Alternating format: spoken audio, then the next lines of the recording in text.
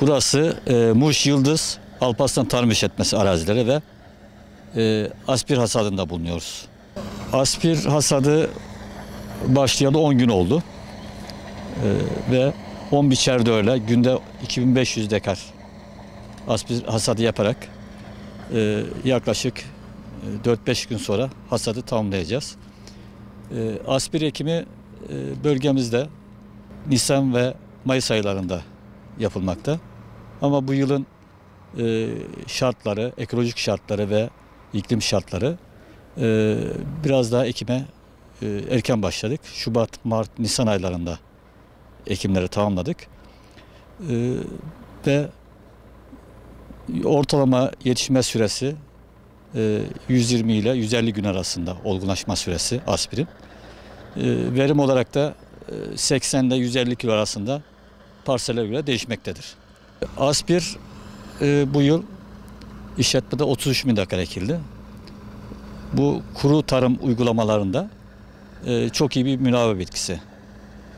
Bu bitki çeşit olarak dikenli bir yapıya sahip kozaları ve yağ oranı yüksek, %38 ile 42 arasında bir yağ içeriyor. Esasında yağ bitkisi ve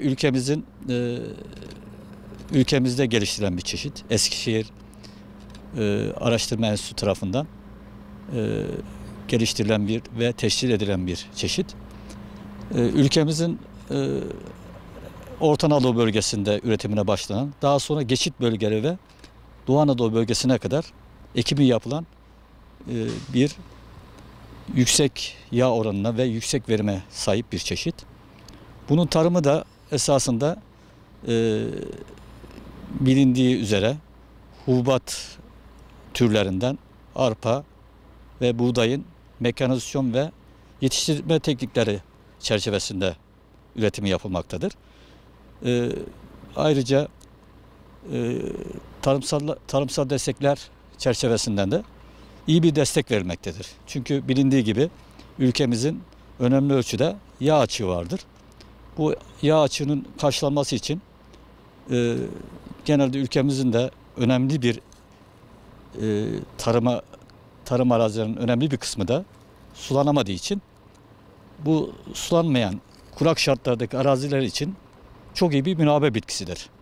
Ekonomik olarak bölgemize ve ülkemize katkısı yağ açığını karşılaması bakımından kurak alanların münavvede bu bitkinin devreye sokulması aslında çok önemli bir bitki.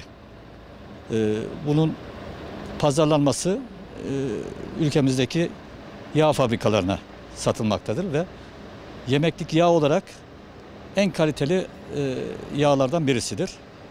Hatta kuru yemişlerdeki yağ kalitesinden sonra gelmektedir. Zeytinyağı kalitesinden sonra gelmektedir.